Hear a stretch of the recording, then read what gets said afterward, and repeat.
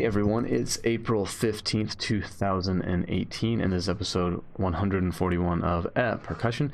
I'm your host, Casey Cangelisi, and I just want to give you guys a quick reminder that you can listen to this podcast on YouTube, you can listen to it on iTunes, and all of the other usual podcast catchers and those locations, and our archive is on Blogspot. I don't say this type of reminder enough. And if you want to support our Patreon, you can't because we don't have one, and we probably not for profit.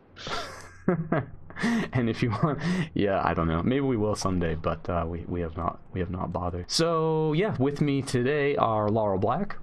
Hi. And Ben Charles. How's it going? Hi everybody, doing well. Excellent. So you guys, we have two composers with us today. We have the epic return of Zack Browning. He's an associate professor emeritus of music at the University of Illinois, and his most recent solo CD is called Secret Pulse. It was released on Innova in 2012 and was labeled Infectious by the American Record Guide.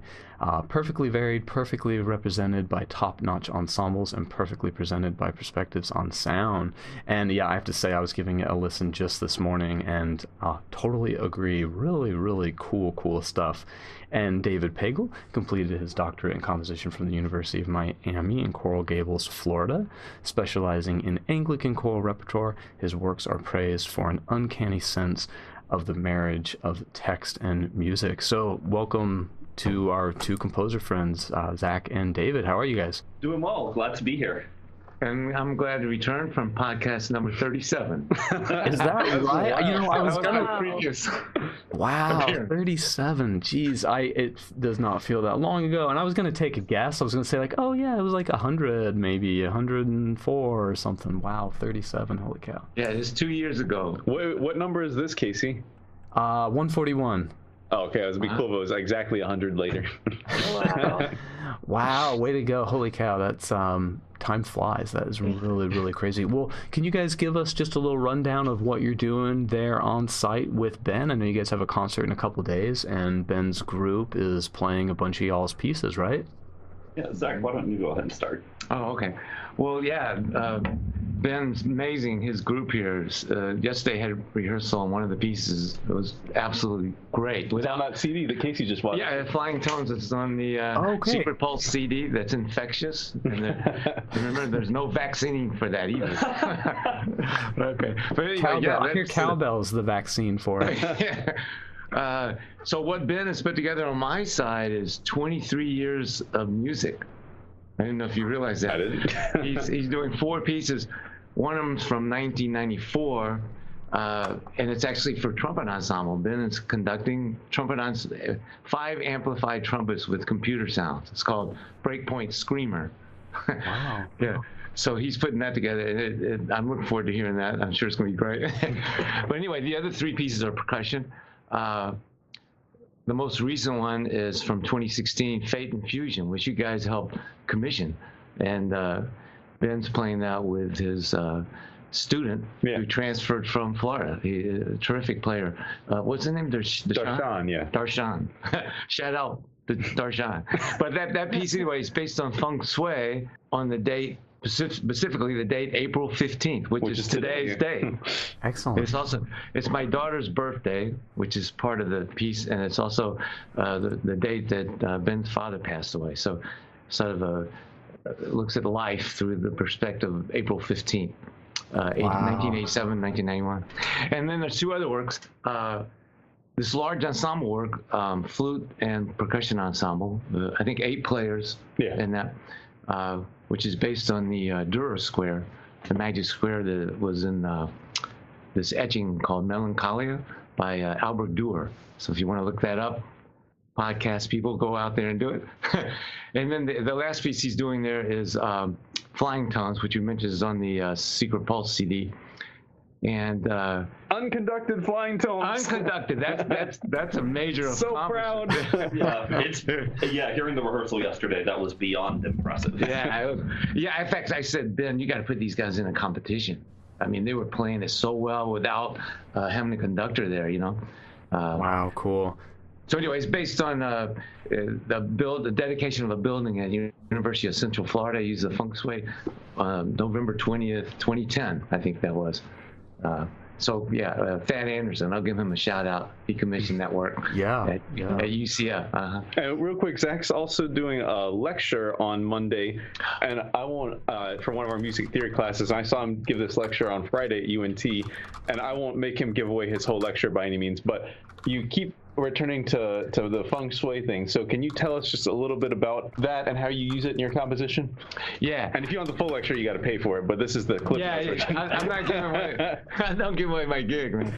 But anyway, the lecture is called The Harmony of Numbers. And there's two things about that lecture. One is I look at the music of Phil Collins, among other artists, and there's a piece I talk about, In the Air Tonight. And then on the concert Monday night, the steel drum band is doing In the Air Tonight. Which Caleb arranged. Their student Caleb arranged it. I can't wait to hear this, man. I was so excited when he told me that. All right, so the other part of this, Feng Shui. I talk about Feng Shui, in which there's different systems of Feng Shui, but there's one called the Flying Star system of Feng Shui, and what it does, it rotates the Lo Shu square, which helps a Feng Shui expert, who I'm not, help predict your future. So I use these numbers to create music based on a person's birth date or the building they live in, et cetera, et cetera. Wow, so that's great. Lecture. I was going to say something else about the magic square thing. Oh, and you said that two other composers that used it were John Cage. John Cage briefly used it in 1950, right before he went to the I Ching. And the other is Peter Maxwell Davies, who passed away, I think, 2 years ago. But from 1975 till 2 years ago, off and on, he would use these what's called the planetary squares. In short, basically Zack takes the numbers and he uses them to sort of hash out the lengths of sections in the piece, or the density, or which thematic material to choose, or which instruments get orchestrated for it. So a lot of his pieces, you sort of hear the same thing presented over and over and over, but with one part missing, or slightly shorter, slightly longer, and things like this, and that all has to do with the numbers game that he plays. And it's a secret pulse. But I was so excited. So part of the Phil Collins and the Air Tonight thing, Zack uses golden section like Debussy did, and the big drum fill in the Air Tonight comes in exactly at the golden section. And Zack and I were talking about this song by The Who called Won't Get Fooled Again. And I said I wanted the big hit to come then, and it didn't. And he told me to look at it some different ways. And I found the golden section in this tune last night. And David was there when I did. I was so excited, I was jumping out of my seat. Yeah, he nerded out hardcore with this, essentially. Yeah, he texted me like at midnight. Yeah, I was like, Zack, I found it. I got it. I'll show you tomorrow. So. Laurel, you got something, I think. Yeah. Well, first a tidbit. I talked about Feng Shui a lot when Casey and I were house hunting. Very good. Yeah, we'd walk into a place. I was like, no, poison arrows everywhere. Absolutely not. No. Wind chimes and put up fish tanks and stuff like that. Yeah, exactly. Plants are important. Yeah, I'm curious to know, you guys are talking about a piece that you're doing not conducted. What about that piece makes it like such a feat to do it without a conductor? You want to take that, or should I? Well, there's a lot of dramatic changes, tempo changes, and on top of that, it's complex rhythmically. Yeah, but there's a lot of mixed meter, and not just like 7/8 like stuff. 15/8, and I think there might even be some like 7/16, like. Sure. Yeah, I mean, it's just, if you don't have one person up there unifying it, you better make sure. And it starts with a crash cymbal trio, and it's in like 5/8, 7/8, 9/8, 4/4, and it keeps bouncing back. So basically, everyone has to account for everyone else's part, and if you don't, the whole thing falls apart immediately. Yeah, I'll to add to that too, it's they're spread out too. Yeah. So this, like you talking about the cymbals. The far right, far left is going back and forth to that pulse, or sending it back and forth. So that makes it harder too, right? Yeah. Yeah. From just the listener standpoint, observing the rehearsal yesterday, not just the distance, but I mean any sort of pocketing in general with the conductor, it's very easy to tune out the other players and just be like, I got my part. Yeah, I just got to stay with the conductor. When you take that conductor away, oh my gosh, I have to actually think about the music and collaborating with my fellow musicians, which when it locks together, it makes for a much more musical sound. It's just a lot harder for things to lock together. That's such an excellent point, and to emphasize how well the group's doing, they're all undergrads. There's not even a senior on this group. And, you know, 2 freshmen. It's hard to get the students, you know, to actually listen to each other, right? And they have to play this piece like that. So, good job, Ben. Thanks. And then Casey, you had something, right? Yeah, thanks. You know, I had that same feeling. We're doing this piece by Ted Akatz called Chaos to Creation, which is really beautiful. I don't think there have been many performances or recordings, but I have a feeling this piece is going to get played a whole lot more once there are. And Ben, the exact same thing. I walked into rehearsal late. I was stuck in a meeting with someone, and I walked in, I don't know, 10 minutes late, and they were just rehearsing on their own without me, and man, they were doing just so good. I was so pleased, and I got that exact same feeling, Ben, just like, whoa, they're doing that so well. So I don't know, it's really fun to see that with your students. Yeah, Laura, what do you got there? Yeah, well, I was wondering, David, what pieces of yours are happening at Ben's school? Oh, yeah, absolutely. So Ben and I obviously did our doctorates together, and he started asking me for just pieces left and right. He's commissioned me for 4 works so far. Wow. And we're doing 3 of them on this performance, all for percussion. And also the wind ensemble is playing one of David's works as well. Oh yeah. Right. It's which Ben got me the hookup there as well, which is super fun. The first piece, I'll just talk about these chronologically, the percussion pieces. The first one is a piece called Orion, and it's for flute and percussion ensemble. And basically, the way that my commissions with Ben have worked in the past is he comes to me with an idea or 2 that makes me scratch my head until I can figure out how I can make it work programmatically. And so what Ben approached me with was the idea of offstage metallic percussion with some things still going on stage, and obviously wanted the flute part in there as well. And one of the first things I thought of when I was thinking offstage metallic percussion was just little glimpses of light out in the sky, well, constellations. And one of my favorite and one of the most recognizable constellations is Orion, which is an aspect of Greek mythology a lot of people aren't familiar with. I'm a huge aficionado of Greek mythology. Also, if you've seen Men in Black, the galaxy is on Orion's belt. I don't know if you remember that. Oh, That's true. I always thought, it was a cat's little collar, right? Yeah. Or a dog collar, I guess. Do you know the what's her name? The pathologist or whatever in Men in Black? Her name is Laurel. That was very important to me. Very important movie in all of our lives, but it's important that you see strong female figures to look up to. But a lot of my pieces, my compositions in general, I really like to tell stories. And so this particular story is somebody stargazing and seeing Orion and then thinking about the mythological figure. And Orion is a mythological hunter. And so there's 3 sections of the piece. One that's just the narrator, as it were, looking at the stars. And then their mind wanders into this faster, more elaborate section that is the hunter going on the hunt. And one of the offstage percussionists is playing a gong, and Ben actually specifically said, I would love a point where the gong just overwhelms everything. I'm pretty sure I actually wrote in the score, overwhelm everything. Yeah, cool. So and that's, I basically interpreted as the stargazer wakes up from their reverie and it was like, oh, I'm out in the stars. So it ends really, really peaceful. Basically the person actually falling asleep under the stars. So just too quick, it made me think for a second of Messiaen's piece, the big wind ensemble piece that has the gongs on either side. Yeah. Was that the resurrection of Jesus Christ or something? Oh, geez, I know what piece you're talking about, and it's incredible. If you ever see that live, that feeling of that metal swarming the hall. Yeah. Yeah, Messiaen's actually one of my, as somebody who writes with a little bit more of a tonal palette than Messiaen, he's actually one of my biggest influences just in regards to experimenting with colors and timbres and that sort of thing. And Percussion Ensemble is a great avenue to do that. So David's also an organist, so there's that. Well, yeah. Well, you also write a lot of. Oh, here we go.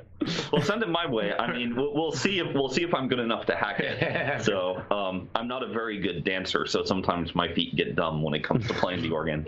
So that's one of the pieces. The second piece chronologically, I wrote Orion in 2013, and then in 2014, Ben comes back to me and says, "David, I want you to write another piece for me specifically, and this is a piece that he wanted solo marimba, and Ben's amazing at fast 2-mallet stuff, and so solo marimba and percussion quartet."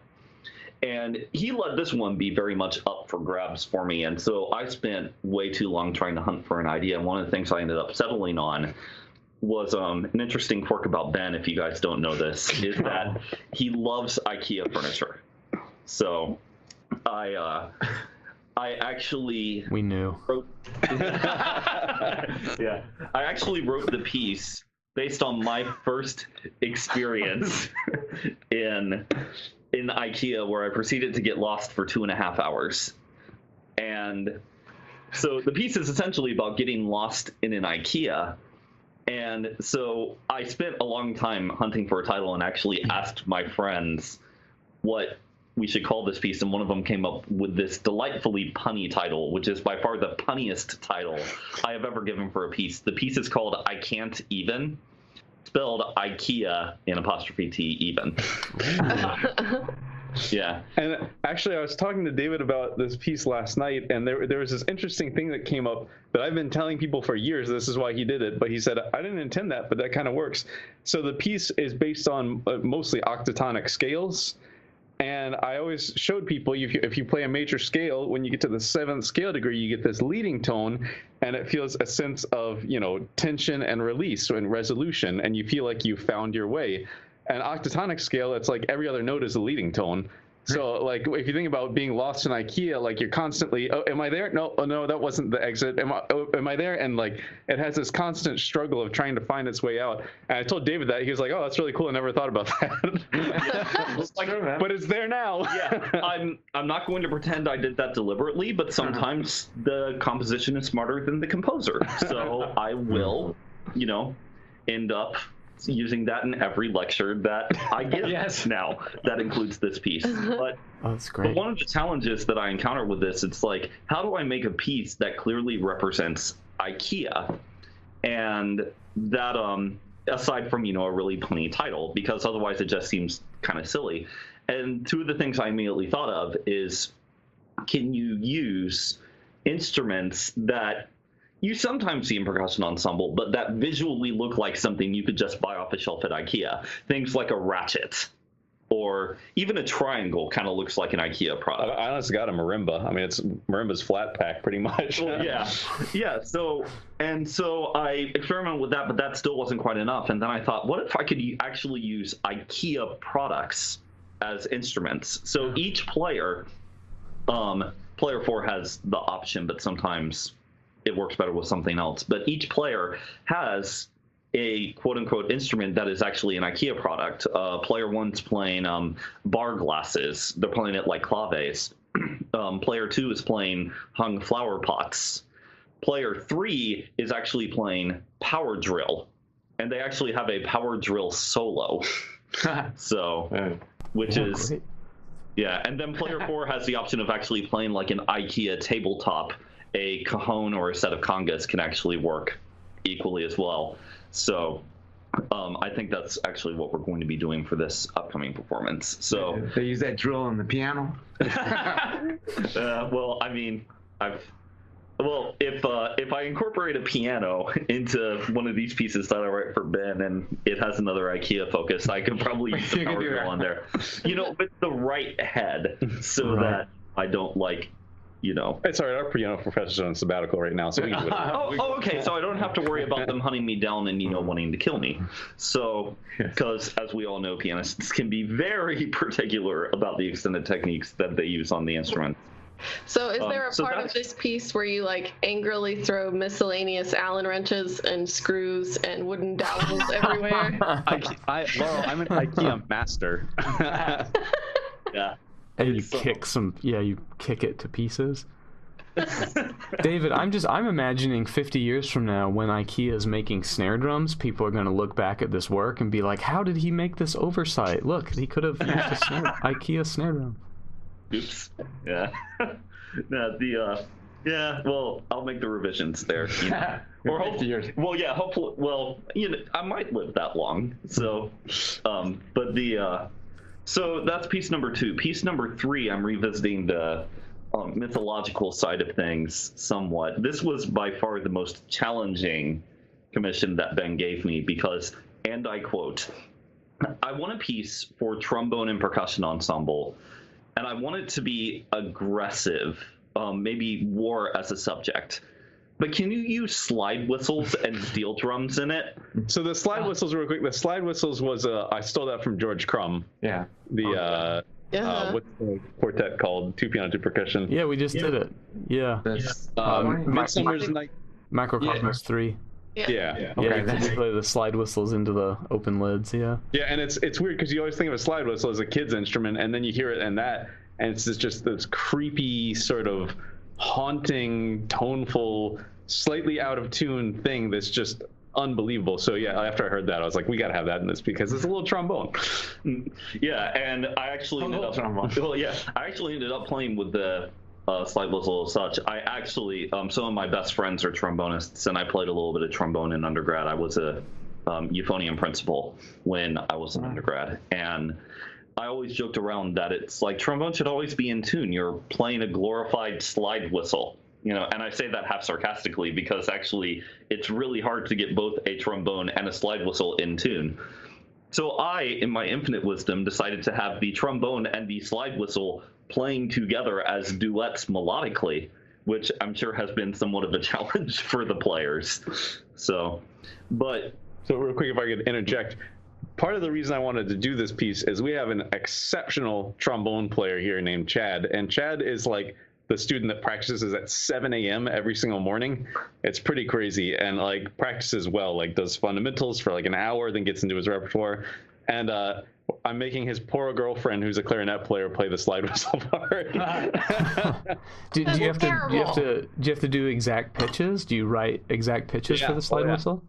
And I mean, I think as expected, there's going to be some portamento, and it will be slightly, somewhat characteristically out of tune. But yeah, I mean, it's pitches. We practiced that crumb like crazy, and we even made gauges on the slide whistle to try to get the harmonies real accurate. And even when it's real accurate, you're right. It's eerie. Yeah, I ended up using 3 different slide whistles, and Ben actually bought several different slide whistles and sent me the specific pitches of each of them, and I used what seemed right. But the 3 different slide whistle parts, only one of them is exact pitches. The other ones are doing overblow, slow glissandi, and part of the sections. So it's I didn't get too sadistic with this particular approach. But the piece itself, when I was thinking about the subject matter, because I also mentioned it's like Ben suggested steel pans in this, which immediately you think, under the sea sort of deal with that. And so it's like war, sea. One of the first things I thought about was the Normandy invasions at D-Day. But I also had Greek mythology in my head. Oh, this was another thing that you had suggested because you hadn't suggested nearly enough. I pretty much wrote the piece. Man, I got off easy. Dave was my engraver. Ish. But he actually was like, the melody of the Epitaph of Psycholos, which is the first actual notated melody that we have musicologically on record. This melody is super cool, and it would be cool to incorporate. And so, of course, my mind immediately hops back to Greek mythology. And one of the things I immediately thought about, with D-Day in the back of my head was like the Greek god of war is Ares. So, and just the inspirational sentence that popped into my head was, what if the Greek god of war was behind the Normandy invasions? We actually originally wanted to be called Mars, but the Holst lawyers came after us and... Right. Yeah, it was definitely a lot of fun to put together, but the piece is super long. Well, by super long, there are definitely longer pieces, but as far as the typical pieces I write, Orion's 7-8 minutes, yeah. Ares is 20, and it's a 3-movement thing, and the 3 movements are titled "The God Approaches," so it's like Ares coming to the beach, and that features a lot of like the trombone playing slow themes and that sort of stuff, as if the trombone player himself is the god of war. And then the second movement is called the 6th of June, which was D-Day. And that's, where the players go crazy. That's where you have like the slide whistles all doing crazy glissandi. There's 2 sets of timpani on stage that are playing antiphonally just as aggressively as possible. There's some 12-tone stuff in there. It's just supposed to be as chaotic as possible. And then the third movement, which is the longest, is what I called epitaph. And that's actually what has the cyclos motif in there. And I actually pulled up the text for the epitaph itself, and what it says is, "While you live, shine, have no grief at all. Life exists only for a short while, and time demands an end." So one of the characteristics about Ares in mythology was that he was like always the colossal screw up, and he knew it. So like these heavy war-based actions would take place, and you wouldn't see him feeling remorse, but you would see him thinking to himself not in a positive manner and being reprimanded by the other gods in a lot of different ways. So I actually looked at this. I gave the cyclos melody to the trombone as if Ares were singing that as an epitaph to all of the other fallen soldiers. So it actually ends on a very somber note, which was a lot of fun. I've had a blast writing this piece from beginning to end, even though it really, really challenged me. So also I had one other thing to add to David's thing. Again, I kind of like dictated quite a lot of this. And so another thing, when I think of pieces about war, it's not about war, but it was created right around World War I, Rite of Spring. And Rite of Spring, as you know, has 2 timpani parts to it. And so I told David, well, we've got 2 good sets of timpani here. Like, why don't you use 2 timpanists? So there's 2 timpani players. And it has a lot of this sort of bouncing back and forth like you see in Rite of Spring. But then also, I don't remember, I think this was actually my idea. There's that part toward the end of Rite of Spring where the trombones go da da da da da dum, that little 5-lit. Yep. Yeah, that was all your idea. And I was like, David, you got to quote that. So he put that in, and it's slower in the piece, so it's not instantly recognizable, but the trombone has that 5-lit. And it was funny, last night we were sitting and I was showing him a bunch of quotes that Bernstein stole for West Side Story. I was like, see, Bernstein did it too. It's okay that you stole a little line there. But yeah, like, and that Stravinsky quote, like the second it happens in the piece, it's just perfect. And it's just this eerie, just kind of like pulls you because there's that rhythmic tension of 5/4. It's super cool. Yeah, it is the first time in the history of pieces that I've written. I feel like there are so many techniques that I can say. The first time I ever did this was in a piece Ben asked me to write. It's the first time I've written tuplets that go across a bar line, which as a finale user was a headache and a half to get notated properly.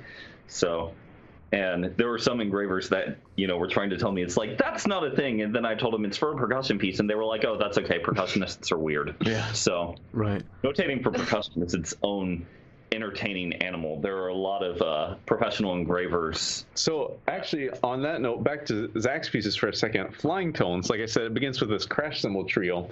And so the crash cymbal trio happens, it's the first 19 bars, and I think it's bar 20. The piece goes into 4/4, and there's 2 break drums that enter and start hocketing. And we had the hardest time for like literally weeks trying to get that section to line up. And then one day the light bulb turned on, and actually the crash cymbal part from the beginning repeats, but it's now written in 4/4. That's correct. And it took me forever to figure that out, but once I did, I told the crash cymbalers, I was like, throw out measures 20 through 39 and just repeat the first 19 bars. Wow. And when we did it like that, so they don't actually read what you wrote, they just go back and repeat the first part. Because I thought, and it works perfectly because of the hockey, you know, that I had to go. Well, and it's funny because the break drum players are thinking in 4/4. They don't know that they're thinking, so it's like, but it works perfectly. So notation at times gets in our way. Again, you can. All those rhythms are based on Thad Anderson's birthday. Oh, I guess. He can play Feng Shui by his birthday. He couldn't have been born on like January 1st. Well, some of the symbolism that we as composers end up going a bit haywire. One of the other piece that Ben commissioned me for, it's not being done for this particular concert, but I wrote for him and Kate Burns. We played at JMU. Oh, yes. Excellent. Thank you.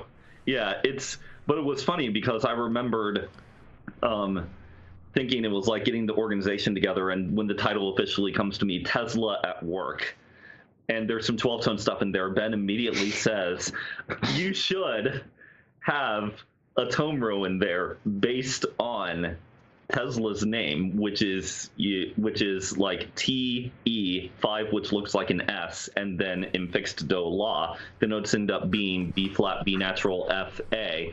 And I was looking at that going, crap, I have to revise all of the drafts I have so far. But it ended up being worth it. You know what, David, just throw it away. I'll write the piece. I was going to say, how many more of these does Ben have left? Like, how many more does he get? Dance. So yeah, monkey did. Yeah, but I mean, it's the feedback as a composer. I actually really appreciate when I'm working with a performer who has so many ideas, because I feel like creatively speaking, coming up with the ideas is the hardest part of composing, whereas developing the ideas and shaping the ideas is where a lot of the creative magic can happen. So a lot of times composers will just be sitting back and waiting for the idea to come to them. And my ideas come to me via a lot of other people, and Ben hands me a lot. So it actually really, really ignites my creativity in a way that I greatly appreciate. And the ideas that he always gives me are a challenge or a limitation, and I believe it's Stravinsky that actually makes the observation that the more limitations that you have, the more creative you're forced to be. Right. So poetics and music. Still waiting on my royalties check, but yeah, yeah, but it's great. You know, it's great to collaborate with a percussionist, right? Because percussionists, they don't have a repertoire. But what if it's a string player? I think it's a little stranger. Like I don't like them to interact with me too much, right? Unless there's somebody unusual that does a lot of contemporary music, because they're going to be very conservative what they're suggesting, and I don't think you should do that, or that's too difficult, or da da da. So you got to be careful who the person is that you're collaborating with.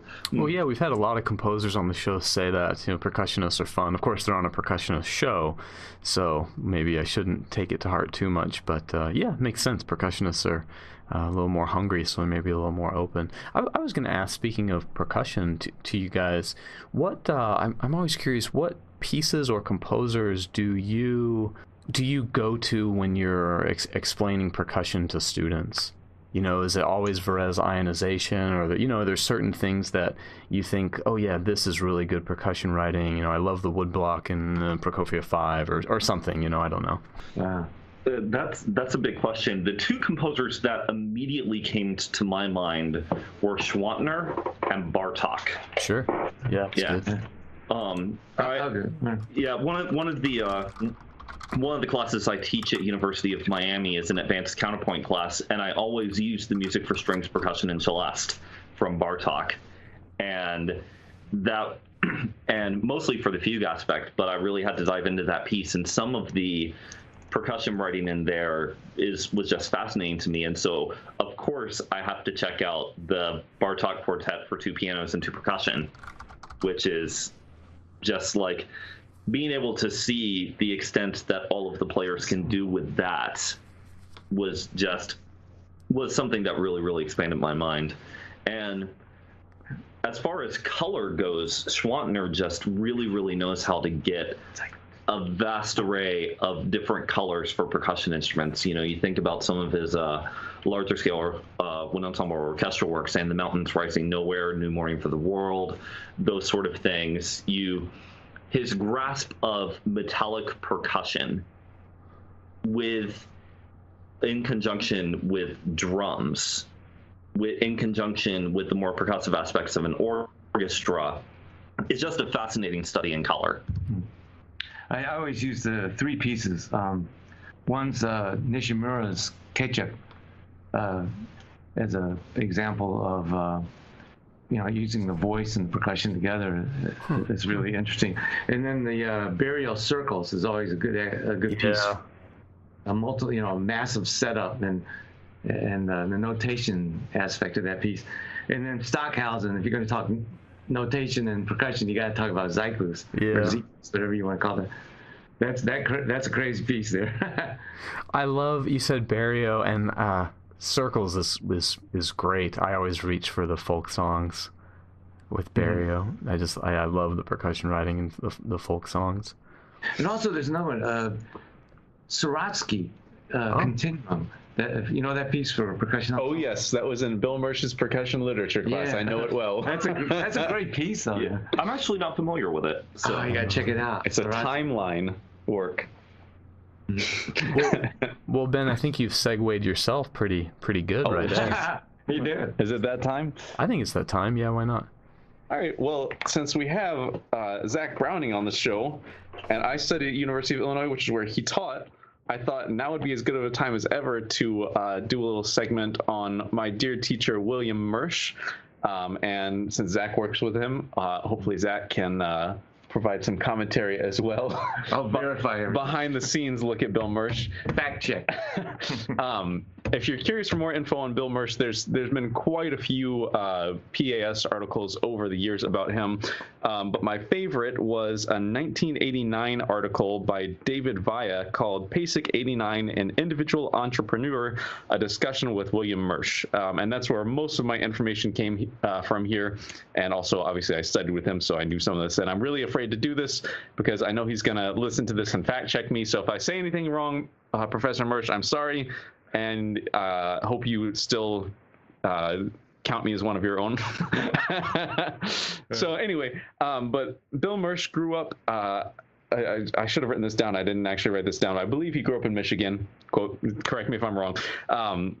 But he played a marimba concerto in high school, and he said at that point he knew he wanted to be a marimba soloist, but he was also discouraged by the fact that there were only 3 concerti available in the repertoire at that time, which there were actually sort of 5, just one. The Sarmientos wasn't available. It was under exclusivity, and the Mio is from Marimba and Fives, but there was the Crescent Concerto, the Kirka Concerto, and the Bossa Concerto. So one person could easily play every marimba concerto ever written when Moersch was a high school student.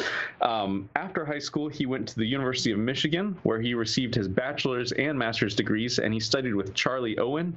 He said that he originally planned on transferring to a conservatory after 1 year, but he also realized when you have the principal of the Philadelphia Orchestra to study with, why would you go anywhere else? And I like this. I always like to know what people learn from their teachers. And Moersch says that Charlie dealt with the music, the sense of sound, phrasing music, and all that, which I wouldn't trade for anything, which I thought was nice. After he graduated Michigan, he moved to New York City in 1976. And sorry, I skipped one step here. In college, his interests broadened beyond marimba repertoire to include jazz vibes and contemporary chamber repertoire. So he moved to New York City in 1976, and he sort of continued to pursue those other interests. And he actually studied vibes with Dave Samuels back then. And after a few years, he started to turn back towards solo marimba. one of the things he learned from Charlie Owen apparently told him that if you were a good player and worked well, then basically the opportunities would come your way. But Moersch said he also believed in creating your own opportunities. So he wanted to start commissioning works to sort of expand the marimba repertoire. And he started commissioning works in the early 1980s. And he thought that it would be good to actually have a chamber group as a starting point, because that sort of provided a cushion for him to float on rather than just trying to go in all alone. So I couldn't tell if he either created or joined a group called the New York Quintet, but this group had the same exact instrumentation as Keiko Abe's group called the Tokyo Quintet, and the instrumentation was flute, clarinet, marimba, double bass, and percussion. And so the marimba player, which was Bill Moersch, only played marimba, and the percussion player, who was Jonathan Haas, only played percussion. There was no bleeding between those two. And interestingly, as an aside, when Bill Moersch was trying to sort of start his solo career in marimba playing, Jonathan Haas was trying to start his solo career in timpani playing. And Moersch has this great story about they were sitting at a PASIC, and Alan Oddie was doing a thing and just started ranting about the most pointless thing in the world is solo marimba. It's never going to be a thing. I don't know why people are going for this. And he said the whole time John Haas was kind of nudging him with his elbow. And then Alan Oddie finishes this rant, and he said, of course, the only thing more stupid than solo marimba is solo timpani. And so Moersch was right back at him with the elbow. But anyway, so in 1984, he said he found himself with enough solo repertoire to create a full-length solo marimba recital. So he changed his focus from the quintet to he wanted to do his New York debut recital. And he did. It was an actual recital that he had a concert review for, which if you're in New York is like, is a big deal. Some of his other sort of 1980s projects, he organized a consortium that received the 1984 NEA Consortium Commissioning Grant, which, as we know, created Velocities by Joseph Schwantner, Autumn Island by Roger Reynolds, and Reflections on the Nature of Water by Jacob Druckmann. In 1986, he became the first marimbist to receive an NEA solo recitalist fellowship. And in 1986, he also established his organization, New Music Marimba, which is a nonprofit organization still around today, with the goal of encouraging and supporting the creation of exceptional new marimba repertoire. This organization has been behind many great commissions over the years, and like I said, it's still around. He's still the artistic director for it. And it's interesting. I thought at first they were only interested in commissioning pieces, but actually many episodes ago we talked about the Lee Howard Stevens International Marimba Competition, and New Music Marimba was one of the sponsors behind that competition. He previously taught at Rutgers University, and now he's teaching still at the University of Illinois. He's been featured at multiple PASICs, including 2016, where he performed on a 30-year anniversary of the NEA concert event. That was one of the evening concerts. And he has one of the most important marimba recordings of all time, arguably the most important, his album called The Modern Marimba, which is unfortunately out of print, but that's the recording that has his recording of the Druckmann and Andy Thomas's Merlin as well. And I didn't know, honestly, till I was studying with him the extent of his commissions, but just a few of his commissions include Richard Rodney Bennett's After Syrinx 2 from 1984, Andy Thomas Merlin, 1985, Jacob Druckmann Reflections on the Nature of Water, 1986, Eric Owazen Northern Lights, 1989, Alejandro Viñao Convariations, 2001. He commissioned, I think, 3 marimba concertos over the years, my favorite of which is the Libby Larsen marimba concerto called After Hampton from 1992, and it's supposed to be everything that's happened since Lionel Hampton, basically. And there's this sort of percussion section trio in that piece where there's sort of a back and forth between the section and the soloist, which I think is always nice when the soloist gets to play with the resident players. And one of his more recent commissions, along with Casey, Megan, Laurel, Kate, and me, was Zack Browning's Fate and Fusion that he wrote for us. And Moersch has performed that work. He performed it, I think, in Argentina, and I think he did it on a faculty recital in Illinois as well. Mm-hmm. So that's, I hope I got it all right, Professor Moersch. I'm sorry if I got anything wrong.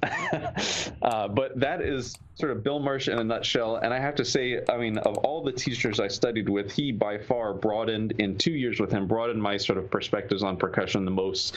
And still to this day, I think is just one of my biggest influences. And I'm so grateful for all that he taught me. So yeah, his studio is still very, very strong.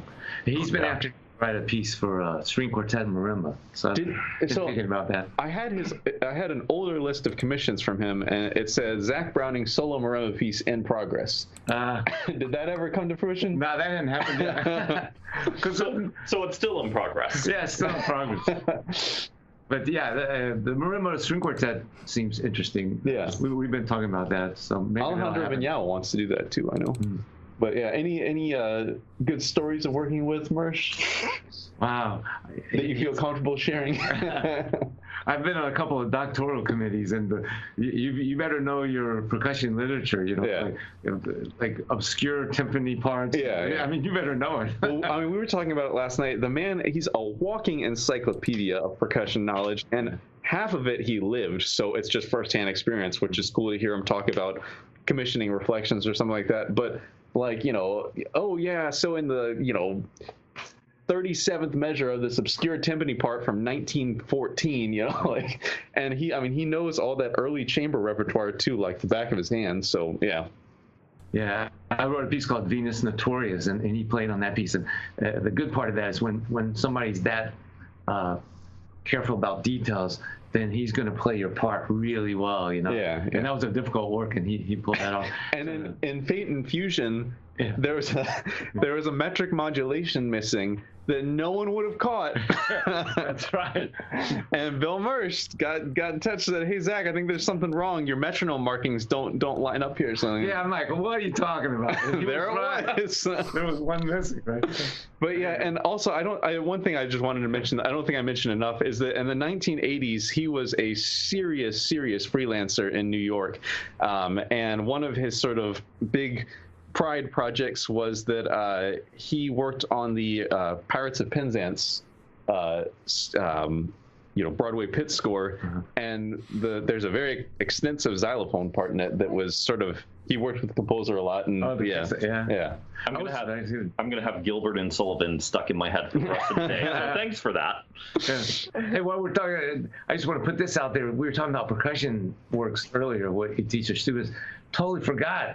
No American there, and John Cage, the Constructions. There's that guy. Yeah, that's true. Yeah, I always bring those in too. I forgot about that. Oh, him? I just want to put that out there. I got to do. Moersch would have been mad at me. I got to do Third Construction, coached by Bill Moersch. There you go. That is cool. Well, Ben, thanks as always for the segment. But I feel like, doing this podcast with you for the past 140 episodes now, like, you've done, I think, Bill Moersch a great honor, because you always remember all these.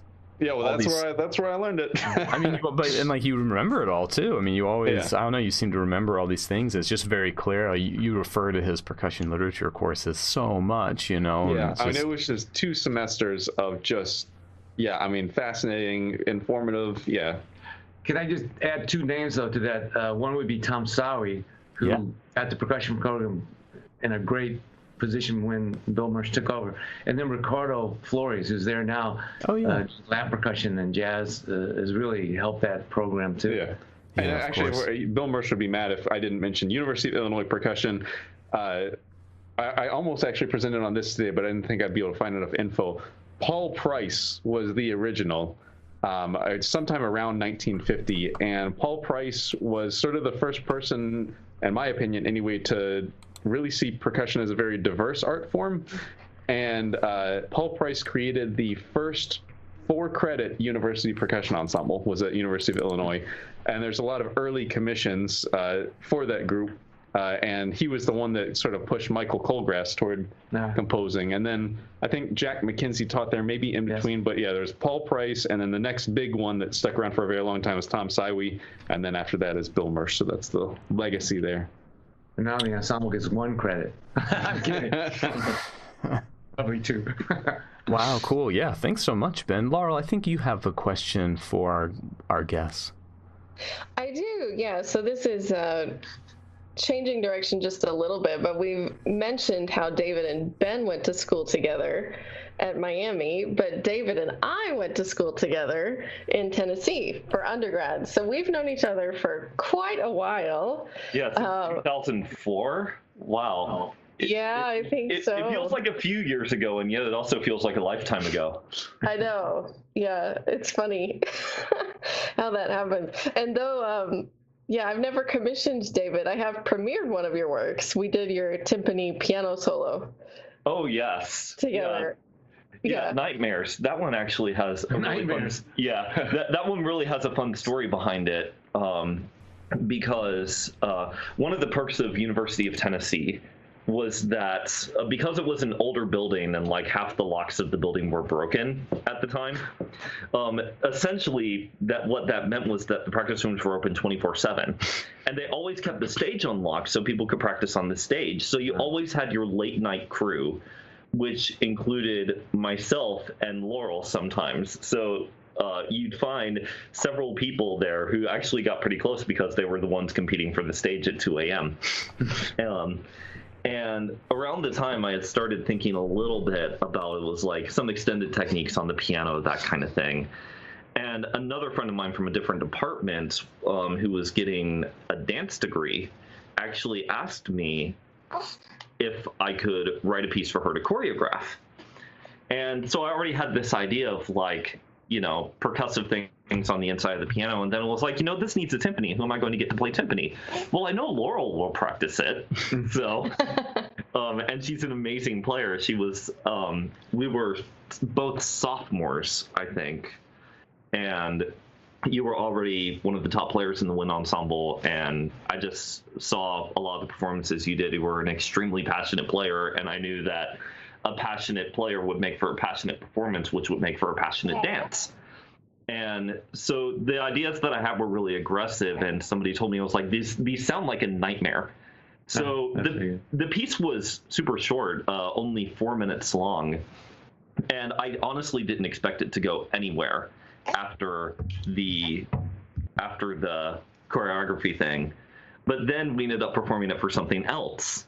And then another person asked about it at like the University of Ohio. And then I got like a few emails from various other people saying it was like, oh, I love to do this. And Laurel, I think you mentioned you did it somewhere overseas or something like that. I didn't play it, but I really talked it up. Oh, yeah. yeah. So it's and I noticed several people like, you know, checking out my website hits went up after that. It was like, why am I getting website hits from, I think it was Italy? Yeah, Italy. Yeah. And then it was like, oh, cool, this is fun. And but every time it's been performed, people have told me, oh my gosh, that piece is fantastic, but why is it so short? So one of the other quote-unquote in progress things that Laurel and I really want to do down the road is I want to make it into like a 3-movement thing. So Laurel, you're part of this fantastic duet with another person that I was in school with during my master's, Marianne Parker. Yeah, and she's a phenomenal pianist. So I think that would be fantastic to be able to write for the two of you guys to do together sometime down the road. So when that might be a project for this summer. So yeah, that sounds great. I just want to second the idea, or I guess third it at this point, because I saw Laurel do that at where she and I used to teach, Concord University in Athens, West Virginia.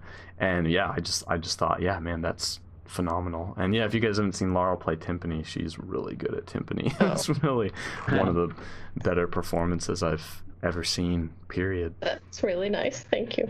Yeah, well, I remembered with the premiere performance, because when Laurel plays, it's like focus is on, you know, it's like, and she can look very aggressive behind the instrument, and you know, it's like, it's called Nightmares. You want it to be scary as possible. And I had her using wood mallets for it. And the piano part I wrote was also really, really intense. And some people have told me that I always look like a super angry composer.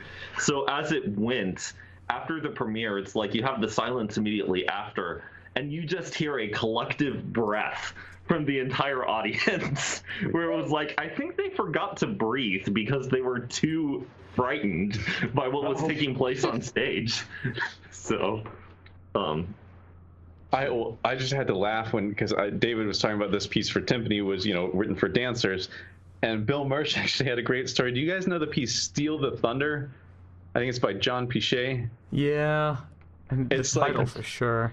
it's It's one of Bev Johnson's big pieces, and it's mostly timpani. There's some gliss gongs and electronics.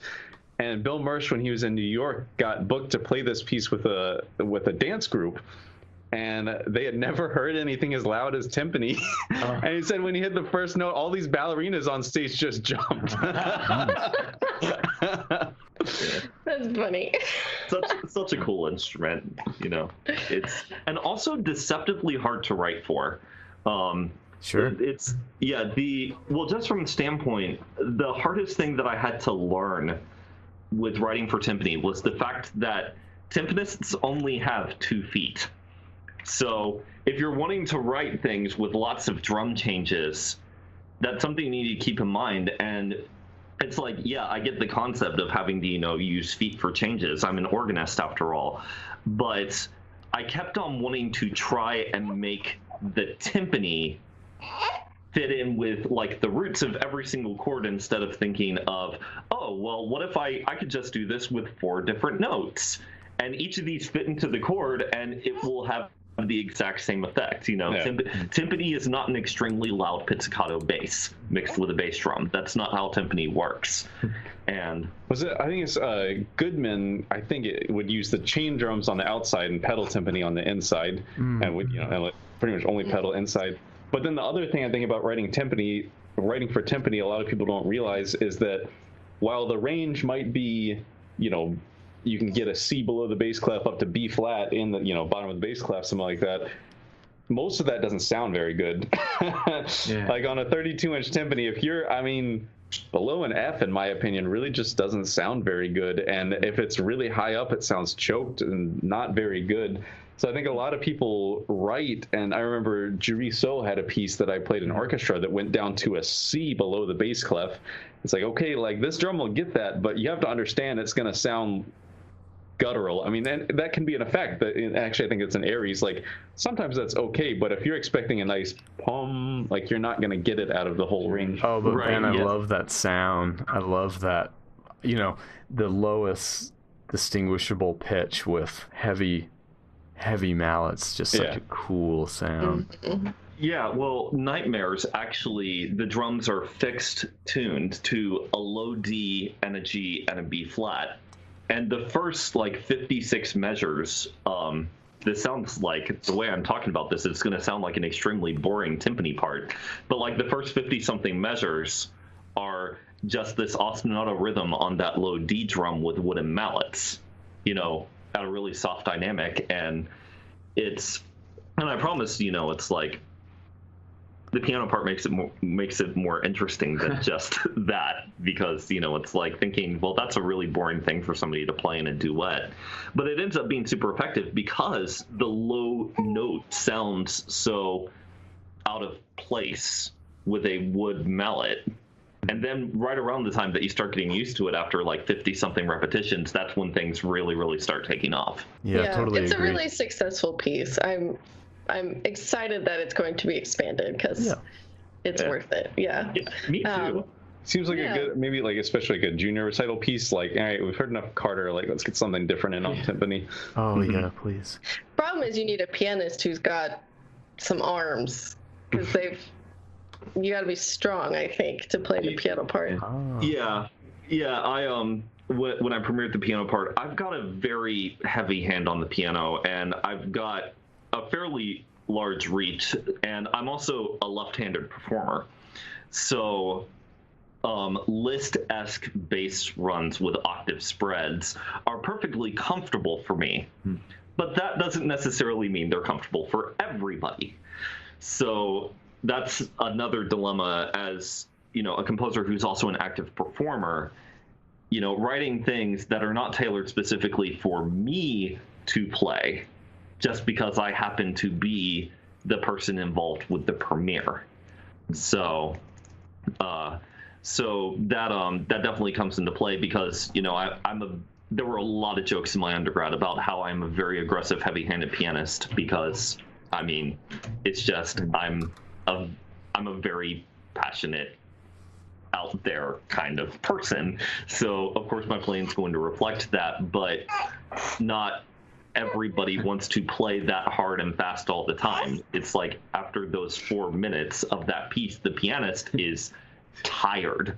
So it's the second movement's definitely going to be something where the pianist can calm down for a while and, do softer things. So. Gotcha. Yeah, I do have a question that hopefully we'll get Zack in on this too, but I was reading a little bit about what you teach in Miami, David, and that they have something called the Experiential Music Curriculum. Oh, God. It's gotten a lot better since you were there. Do you have an hour, Laurel? I think this is cool, though. We should go a little long if you guys can, because I think this is a neat. Oh, yeah, absolutely. This is a neat topic. Yeah, so the experiential music curriculum, and I'm actually super glad that you asked about this. It's something that I've given a lot of presentations on this semester alone. But the idea behind it, and all of us have taken music theory courses. And one of the big questions that we encounter as students and that teachers see other students asking is, this is fantastic. When is this going to be useful? Or I just learned about German augmented sixth chords, and now I'm going to forget about this for the rest of my life. And being able to tie this into ear training, the ear training program in my undergrad and Laurel's undergrad, it was, I'm not going to say that it was bad, because it wasn't bad in any aspect at all, but it didn't feel completely engaged, because a lot of the tests were by the computer, that sort of thing. And it's just like, okay, show up, do a sight singing exam, yes, I can pass this computer test on intervals. I don't feel any connection to what's actually happening with the music. And the dean of the University of Miami, Shelley Berg, who is an amazing pianist and just an amazing pedagogue, I have a lot of respect for him. He had this fantastic idea to approach teaching of music theory and bringing in aspects of composition, performance, and improvisation into the classroom setting. And the way that works is that in a theory class, if they teach, certain aspects of form, the students have to write a piece in that form. And that piece is performed by classmates in class. So they're able to facilitate this. They have several teachers with very, very small sections that you'll have a class size of maybe 6 or 7 people. And the students will write for their classmates in that class and perform each other's pieces in there. And that's the theory side of things. So they learn about things like augmented sixth chords by writing augmented sixth chords in pieces for their students to play. On the ear training side, there's a very heavy improvisation element, because if you can understand the concept, then hypothetically speaking, you should be able to perform that concept in its entirety and be able to hear what's going on. Well, also, if I can interject, I think a lot of the time ear training becomes like this very dumb sort of like, oh, a perfect fourth sounds like Here Comes the Bride, or a major third sounds like a doorbell, or a minor third sounds like a doorbell, whatever. Yeah. And I think it's completely devoid of any emotional context. Mm-hmm. And Jacob Collier talks a lot about how like intervals actually have a feeling, like a fifth feels very pure and open, and like a major seventh feels very tense and like it needs to spread out to an octave, and so on. And where was I going? Oh, but I remember I saw one of the tests for the undergrads at Miami, and it was a listening test, and they played the beginning of the Beatles, Oh Darling, and it has this chord that just makes you just sort of like get up out of your seat a little bit. It just feels really unsettled. It's an augmented triad. Mm-hmm. And like, I don't know how many of my students can't identify it. Like, it's just stacked major thirds. Like, what's so hard about it? But the second you hear it, you go, oh, I know how that feels. I want to, makes me tense up. Well, I just want to say this about the University of Illinois is unique in this way, in that we have composers that teach theory. We have no theory division or no theorists. And I think about what you're talking about. It has a lot to do with who teaches theory. Mm-hmm. At our school, it's the norm. They have all this composition going on in the theory classes. For instance, I was just thinking about what you're talking about. When I do we have a 4-semester sequence of the 4th semester is 20th century. I always have them write a lot of music, and one of the projects is they have to use chance procedures and apply it to the University of Illinois' library catalog. Oh, wow. And whatever they come up with is the piece. They have to make a piece out of with their source, and then they perform these. I've had crazy things happen, people banging on the walls. I've had teachers come in, who's in charge here? And I'm in the back. I never say who's in charge. I just let the students take over. George Harrison was into I Ching, and like that was like he picked up a book and it said something about gently weeps, and that's where While My Guitar Gently Weeps, that song is from I Ching. Well, Cage, he didn't teach very often, but he said that one of the, I got it from him, one of the sessions he taught, I think University of California, Redlands, he did this. He said he met with the group, he taught them the I Ching, he said, go apply it to the library, whatever you find is what you should learn for this class. And that was it. So Ed Smith on his podcast, you met Ed Smith later on his podcast episode, he worked with John Cage, and he said John Cage would write out answers to questions ahead of time. Yes. And people would ask him a question in a class, and he would give a pre-written response. Yeah, he's done that in lecture, right? He's done that with lectures, or he did do that with lectures. Yeah. But to revisit what you were saying about Illinois having just composers, no theorists, Miami is actually the exact same way. And that's been a development over time. It's like a theorist retires, the person that seems best to step in with the curriculum that we use is a composer. And is that Charles Mason is in charge? Yeah, yes, Chuck Mason is the person in charge of the program. The guy's doctor at University of Illinois. Yeah, he is a brilliant man, and he just really knows how to bring a lot out of the program. He was also on my committee. Connections. Thanks, Chuck Mason. His wife, Dorothy Heinzman, was my doctoral chair in my undergrad, but just this idea of using improvisation and real-world examples and that sort of thing. One of the projects that my students have been doing that they did near the beginning of the semester, we were looking at this is my sophomore class. We were looking a little bit at the chord progression for the A section of the Chopin Nocturne in E flat. The da-dum, ba-da-da-dum, that one. And the piece, the accompaniment for that has a lot of like secondary dominance and that sort of stuff. And so it's like, okay, can you play the accompaniment without the sheet music in front of you? Like, can you find the notes in the chord yourself? And let's play it in the style of Chopin. Now, I want you to improvise over that chord progression in the style of Chopin. Now that we've done this for a while, let's make it a tango. So I have these students playing a tango based on the A section of the Chopin Nocturne in the style by ear. And that's just such a neat concept that a student can be that involved with thinking about the chord progressions and knowing what the notes are and having figured it out themselves in that way, where they aren't playing from sheet music. They're actually having to dive into the music, knowing the theory, which I just think is such a delightful concept, and that I really, as a composer, I relish in it because sometimes notation gets in the way. So.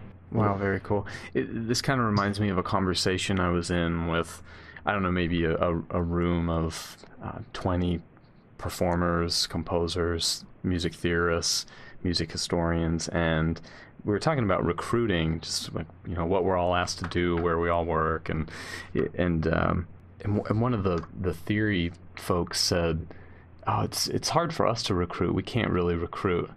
And I didn't say it at the time, but I've told myself, if I'm ever in that conversation again, I just really disagree. I think no, like, music is so interesting. I mean, I go clinic and master class, and people want to talk about hand position and technique, and I just don't think that's interesting. like I want to tell them why I think pieces of music are interesting, and it's a much more theory type conversation. And I think theory class in university is is harder because they're more confined by, like we mentioned, augmented six chords earlier when this started, and it's harder because that's harder to like test. You have to kind of test that, and in order to prepare them for the test, that inherently kind of structures your lectures to be perhaps not as inspiring as they could be, if you didn't have to test, for example. I think there's like a very easy parallel to like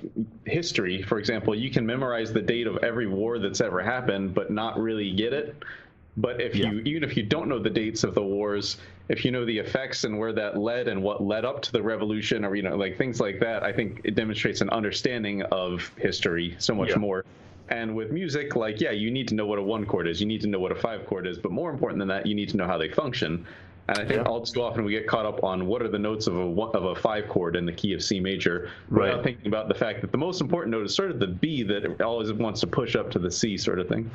And I guess that's what I'm saying. Like, I don't think anyone would disagree with that. I think the problem is when it comes into how to test it.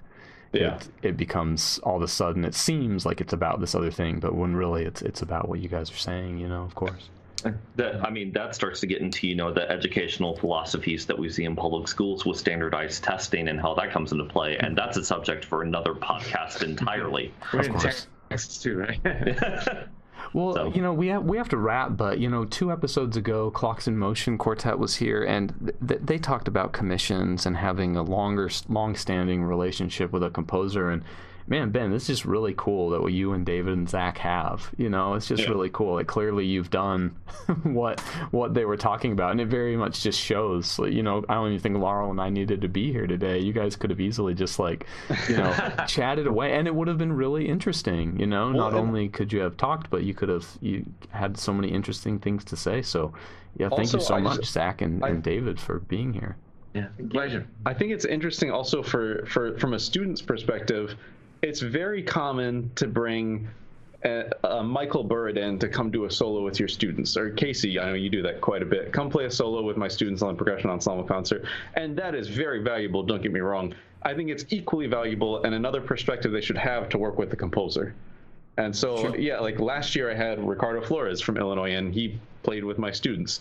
This year I wanted to have composers in so they could get the other side of the coin of, the inner workings of the music. And so it's been a blast we worked with Zack yesterday, and we're doing both their pieces today.